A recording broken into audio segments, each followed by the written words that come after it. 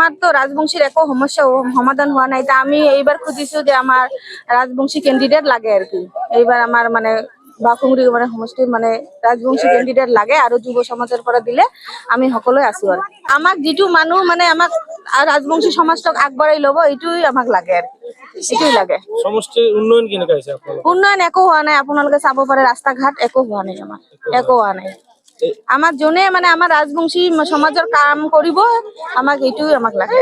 আমাক এইবাৰ বাকুংৰি সমষ্টিটোত আমাক আমাৰ ৰাজবংশীৰ পৰা যি দলে নহওক কেণ্ডিডেট আমাৰ ৰাজবংশী কেণ্ডিডেট দিলে আমি উঠি পৰি লাগিম।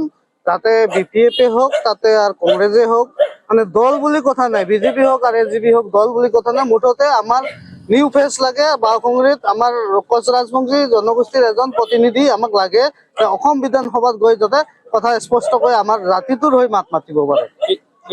আগতে ওয়েস্ট কোকৰাঝাৰ 29 নম্বৰ সমষ্টিত আছিল, এতিয়া নতুনকৈ বাকুংৰি হ'ল।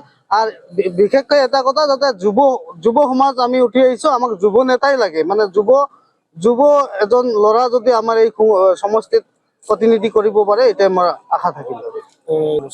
এতিয়ালৈকেতো আপোনালোকে গমেই পায়, আপোনালোকেতো দেখিছে আজিকালি বহুত মানুহে আহে যায়, কিন্তু কোনো এজন নেতাই বা MLA বিধায়কে এতিয়ালৈকে আমাৰ একো এটা মানে উন্নয়নমূলক কামে কৰা নাই। আজিলৈকে আপোনালোকে চাবও পাৰে, এতিয়ালৈকে আমাৰ গাঁওখন ইমান পুৰণি গাঁও, গোসাইগাঁৱৰ মানে প্ৰথম গাঁও ক'ব গ'লে দলগাঁওখন, আজিলৈকে এটা পকী ৰাস্তা হোৱা নাই। আমাৰ বাৰিষা আহিলে কালভাৰ্টৰ প্ৰব্লেম হয়, পানী যাবলৈ অসুবিধা হয়, বহুত নানান ধৰণৰ অসুবিধা আছে। খালি BJP চৰকাৰখনেতো খালি অৰুণোদয় দিহে মানুহখিনিক ভোট ল'ব বিচাৰিছে, কিন্তু এইবেলি এইটো মানি লোৱা নহ'ব। আর আমারতো ডিমান্ড এটা আছে, যেহেতু এতিয়া ইলেকশন আহিল, আমার এটাই ডিমান্ড, বাকুংৰি সমষ্টিটোত এইবাৰ আমাৰ এজন কোচ ৰাজবংশী জনগোষ্ঠীৰ মানুহ লাগে।